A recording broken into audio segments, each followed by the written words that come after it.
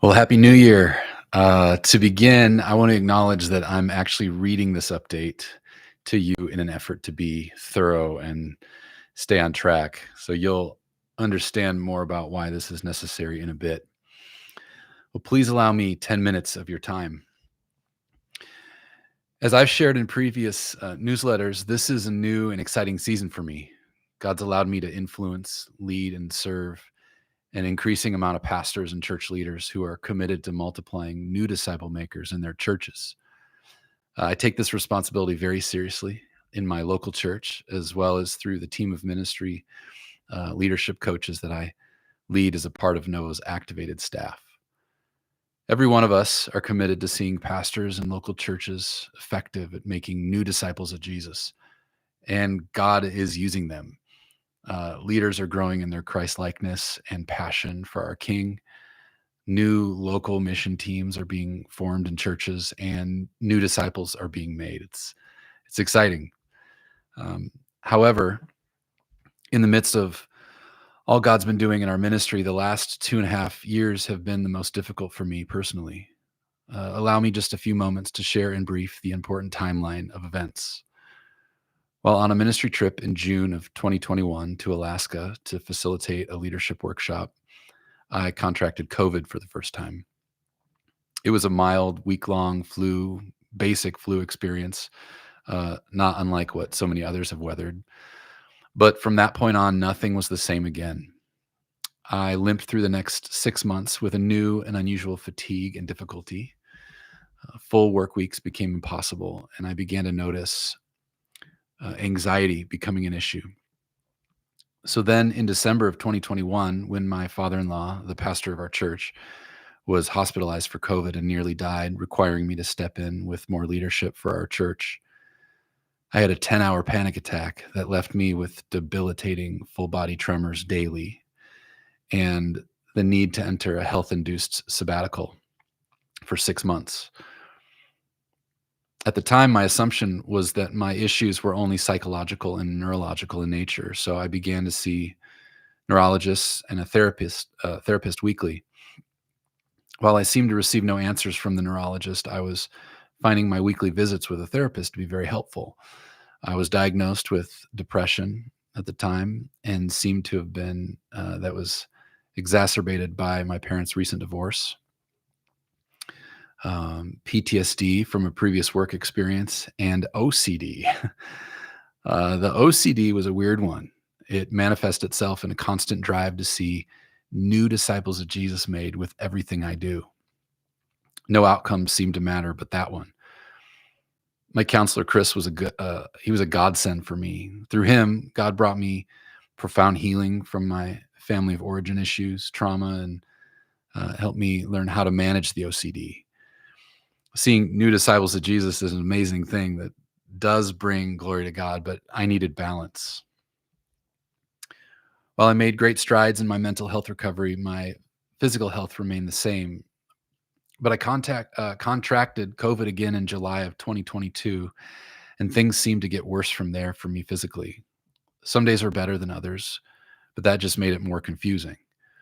Why was my body still tremoring immediately every morning and in normal, peaceful situations? Why does my blood constantly feel like it's crawling? Why would going to the gym deplete me for the following 2 days instead of energize me? Why couldn't I retain any details or sort through simple problems? Why was I making so many stupid, forgetful mistakes every day? And why does a short and simple conversation now bring me so much fatigue? I've struggled with grief through the loss of normal Nick, but God has met me and carried me. I've not run from him with bitterness and unanswered whys. That was not an option. But on many days, he's been my only strength, and close loved ones have been praying for me. Shooting in the dark, I've attempted to find physical healing and relief through several different meds, vitamins, blood tests, MRIs, scans. And all my neurologist was able to conclude was that the 10-hour panic attack left me with some residual impact. But why did a panic attack leave me with so many different kinds of issues? But then a couple of months ago, I was talking with a new friend, also named Nick. Don't worry, I wasn't starting to talk to myself. Uh, Nick had recently returned from speaking at a TEDx event in Billings, Montana, about a cureless condition he had that he had called long COVID. Uh, Long COVID, or sometimes referred to as long haulers, is a condition where patients are left with symptoms post COVID for weeks, months, or even years. I had never heard of it. As Nick shared his symptoms with me, I was floored by the similarities of what I had been suffering with for over 2 years. Nick implored me to take my health seriously for my family's sake, for others I serve. I had been running on E every day, but I couldn't figure out why. My life wasn't that crazy or stressful, but I didn't want to admit that I could no longer do the things I was used to doing. I've been trying to act 40 in what feels like an 80-year-old body. So Nick gave me the courage to begin researching long COVID and eventually schedule an appointment with my doctor. The conclusion: I have long COVID. Um, with it being such a relatively new disease, there's no clear cure in sight. So for now, it requires me to adjust all my daily expectations for myself, do what I can to learn to find my new baseline, and develop a team around me that will help me find the right doctors, healing, and answers.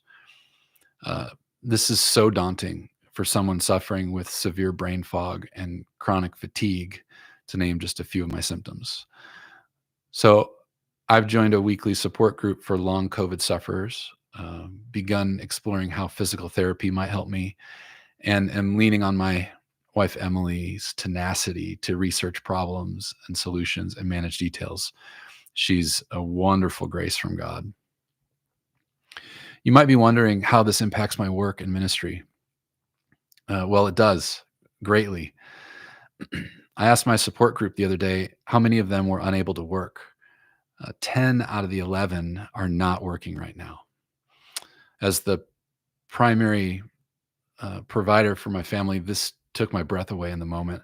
I can't imagine not working, but as a support dependent missionary, reliant on regular donations from friends and family for the last 17 years, I'm very clear that God has always been our family's true provider. I just want to participate the best way I can, but my ability and strength is limited. So I'm having to allow God to change my perspective. This has been a great reminder that God is not just my financial provider, but my daily source of strength as well. As my strength this week, He made a way for us to find better insurance than we've had. That will allow me the ability to pursue medical help a little bit easier. I've been overwhelmed by the reality that we didn't have adequate insurance or resources to find the help I need. This has actually kept me from pursuing new doctors. The other thing that we're facing in my limited strength is the reality that I have not been able to do the kind of new donor development that's required for our family's livelihood. Recently, we've had several monthly partners discontinue their regular financial support for various personal reasons. So our capacity to pursue medical help is depleting. Our partners are a lifeline for us and have blessed us with incredible generosity for so many years. We're so grateful. But having walked this road for 17 years now, we're feeling limited with our network of possible new partners. So I'm asking for help. Will you consider connecting us with someone new that I could talk with? Would you consider teaming with us in this way to help us stay in the game despite my new limitations? Because here's the thing: I'm not done. I'm not even sidelined. But I do believe God is adjusting my capacity and focusing my ministry efforts so I can have more impact. I've spent lots of years trying to do ministry for Him in my own strength. He's teaching me to be a conduit of ministry from Him in His strength now. I'm praying for a new potency in this. Sounds really exciting. Would you consider helping me find new financial partners so I can continue? Before recording this, I made several attempts to just talk to the camera and be relational without a script, but the brain fog wouldn't allow me to put two thoughts together in any linear way. That felt pretty embarrassing, but it's my new normal. So thank you for allowing me to read this letter to you. This is one way I'm adapting with God's help. I'll include more information and then a way to contact me in the description below. So thank you for listening, and thank you for your prayers and support. I appreciate it a lot.